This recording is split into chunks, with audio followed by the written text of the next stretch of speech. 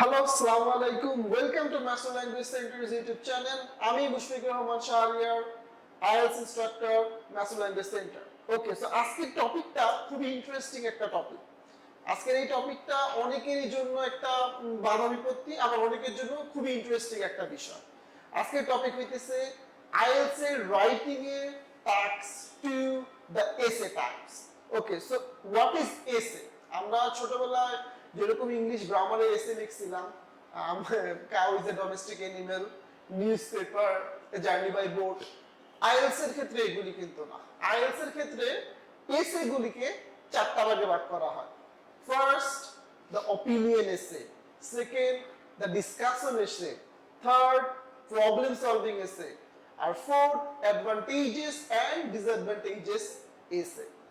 এই চার রকমের এসে দিয়ে আইএলটিএস এর ক্লাস করানো হয় এবং আইএলটিএস জাজ করে যে আপনি এইরকম চারটা সেকশনে আপনি কিভাবে লিখতে পারেন, আপনার লেখার ধরন কি।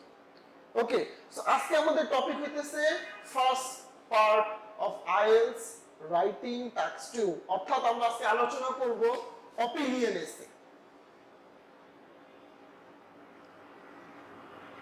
আর এইটাকে বলা হয় খুবই ইম্পর্টেন্ট, কারণ ম্যাক্সিমাম সময় আইএলটিএস এর রাইটিং এর টাস্ক 2 তে আমরা অপিনিয়ন এসে দেখতে পাই। এখন অপিনিয়ন এসে কিভাবে আলোচনা করা হয় বা কিভাবে আপনাদের লিখতে হয়, আগে ফার্স্ট অফ অল আমরা একটা কোয়েশ্চেন দেখি। কোয়েশ্চেন এরকম হবে যে nowadays people uses internet worldwide, so it has some advantages and disadvantages too. এটা কিন্তু ডিসঅ্যাডভান্টেজেস অ্যাডভান্টেজেস বললো, বাট লাস্টে যেটা বলতেছে ডু এগ্রি অর ডিসএগ্রি, অর্থাৎ এগ্রিমেন্ট আর ডিসএগ্রিমেন্ট। সো এই এগ্রিমেন্ট আর ডিসএগ্রিমেন্ট আমি ওয়ার্ডটা লিখবো, agreement or disagreement.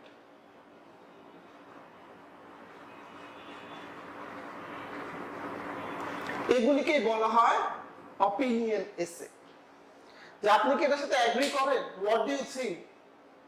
Okay, so to what extent do you agree or disagree, or into what extent you agree. Just এটাও বলতে দেওয়া যায় যে কোন জিনিস যেটা একদম সত্যি ঘটনা, এটার কোনো ডিসএগ্রিমেন্ট থাকবে না রিয়েল লাইফে। ধরেন in nowadays the prices of product is getting higher, to what extent do you agree? কোশ্চেনটা আমি আবার রিপিট করতেছি, in nowadays every product price is increasing, to what extent do you agree? So এই জিনিসটা আপনাকে agri করে যেতে হবে এবং এগ্রিমেন্টে আপনার পুরো এসেটা আলোচনা করা হবে। সো 250 ওয়ার্ডস থাকে, কিভাবে আলোচনা করতে হয় একটু যদি আমরা একসাথে আলোচনা করি। ফার্স্ট অফ অল আপনার স্টার্টিং এ আপনি যে কোশ্চেন দেওয়া হয়েছে, এখন আমি ফার্স্ট কোশ্চেন কি করছি, nowadays every product price is increasing, so product increasing price, এই তিনটার আমরা কিছু ভ্যারিয়েন্স খুঁজবো বা এই তিনটার বদলে কোনো কিছু যদি আমরা বসাইতে পারি ওই তিনটা ওয়ার্ড খুঁজবো। সো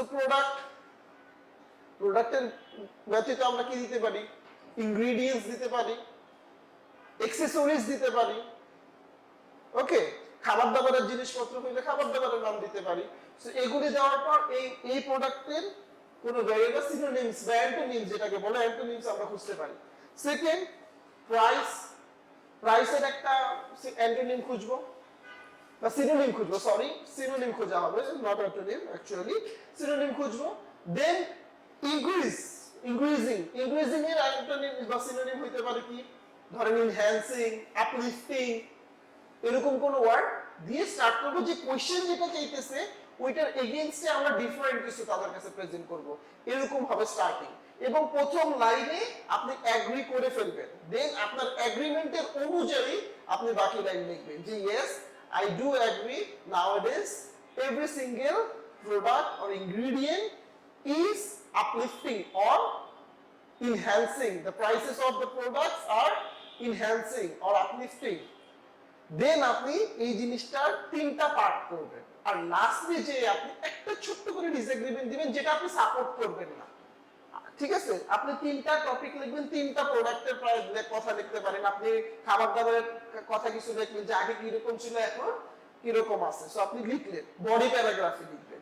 দেন সেকেন্ডলি আপনি অন্য কোন অ্যাকসেসরিজ এর প্রাইসের কথা বলবেন, দেন ডলার্স এর কথা বলবেন যে ডলার্স এর দাম বৃদ্ধি পেয়েছে, আমরা সবাই জানি বাংলাদেশে যারা আছি। দেন লাস্টলি একটা ছোট্ট করে ডিসএগ্রিমেন্ট দিবেন যে some people who are rich or who have the enough capacity to buy the products তারা এটা ডিসএগ্রি করে, ওকে, but most people who are from the middle class they agree the product prices are really increasing. দেন আপনি একটা ending লিখবেন সুন্দর করে যে আপনি এটা আসলেই এগ্রি করে। তো আপনার এখানে যে কোশ্চেনটা লিখছে to what extent do you agree, তাহলে এটা টোটালি ইয়ে হয়ে গেল, অ্যানসার দেওয়া হলো। সো এগুলিকে বলে অপিনিয়ন। অনেক সময় আরো কিছু কোশ্চেনস থাকে যে do you agree or disagree, do you agree or disagree.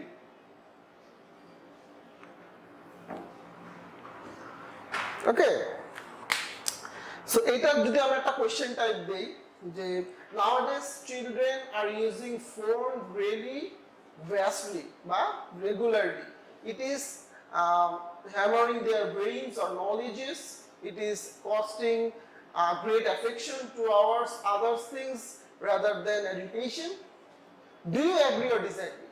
অর্থাৎ আজকালকার দিনে ছেলে মেয়েরা অনেক বেশি ফোন ইউজ করতেছে এবং যা তাদের দেখা উচিত না তারা তা বেশি দেখতেছে। সো আপনি কি এটা এগ্রি করেন না ডিসএগ্রি করেন?